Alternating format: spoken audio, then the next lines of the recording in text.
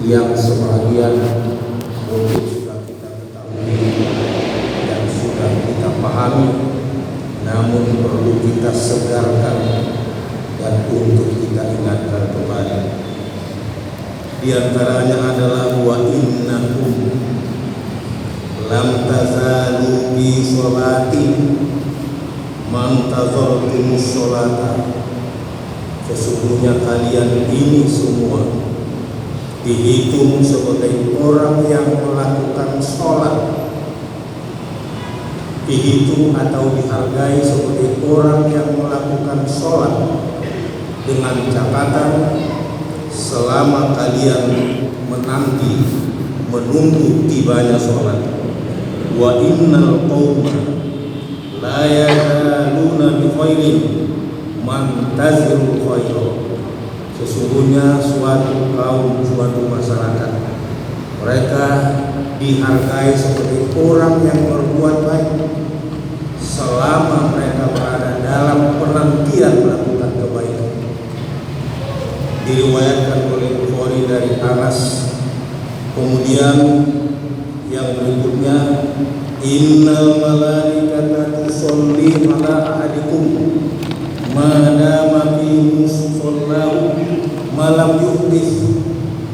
Sesungguhnya malaikat mendoakan pribadi-pribadi kita selama kita berada di dalam masjid, selama kita tidak melakukan sesuatu yang dilarang. Ada dua kemungkinan dari malam yuhdits. Di antaranya adalah kita berhadas yang mewajibkan kita berwudu kembali.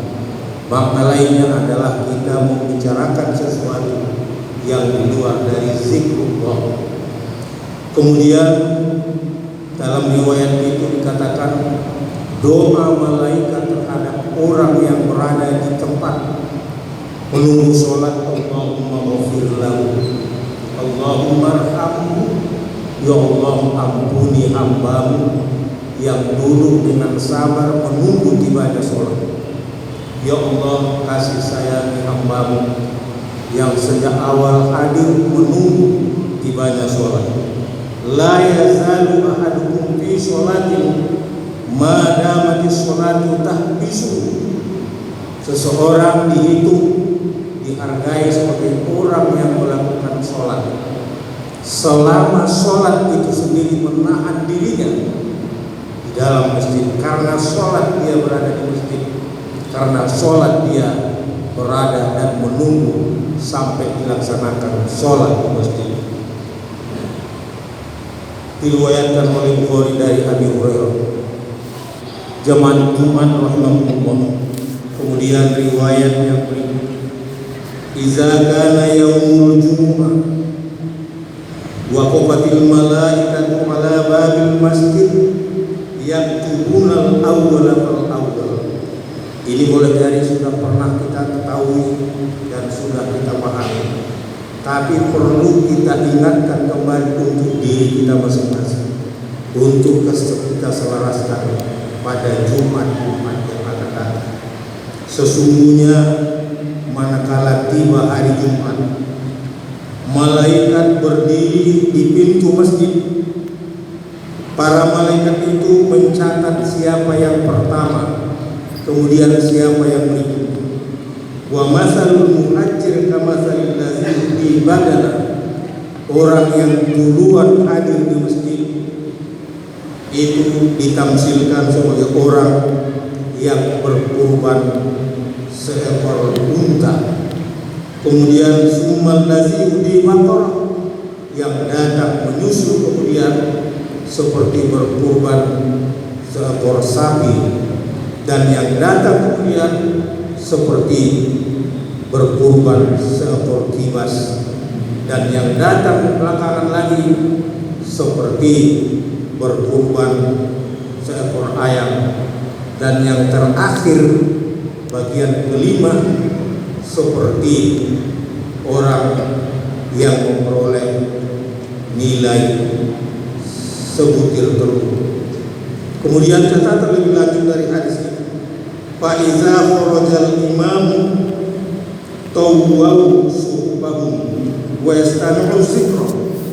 Dan apabila imam sudah naik, khatib sudah naik mimbar, malaikat melipat buku catatannya dan para malaikat ikut mendengar khutbah.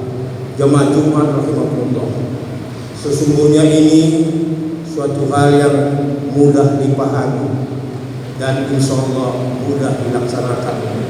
Namun demikian tergantung rezeki kita, sejauh mana kita dapat mematuhinya dengan sepenuh rasa takzim, rasa hormat terhadap hari Jumat, rasa mengagungkan sholat Jumat dan semua yang terkait dengan sholat Jumat. Jemaah Jumat rahimahullah, bagian lain dari khutbah kita pada hari ini adalah bagi kita yang sudah haji, bagi yang belum haji, mari kita sejenak mengembalikan perhatian bagi yang belum dan mengembalikan kenangan yang sudah haji. Bagi yang belum haji, camkanlah dan yakinkanlah bahwa semua hamba Allah yang miskin, yang kaya, yang sakit, yang cacat berpeluang terbuka untuk mendapat dan memperoleh panggilan Allah untuk menunaikan ibadah haji. Dalam pemberitaan yang pernah kita catat bahwa sesungguhnya para jamaah haji kita beberapa tahun yang lalu bermacam-macam pengalaman dan catatannya. Ada yang sampai 35 tahun menanti, menunggu, menabung, berusaha dan berdoa, dan akhirnya kesampaian. Tapi ada yang sangat yakin karena memang sudah lengkap dan cukup, iya biayanya, iya kesehatannya.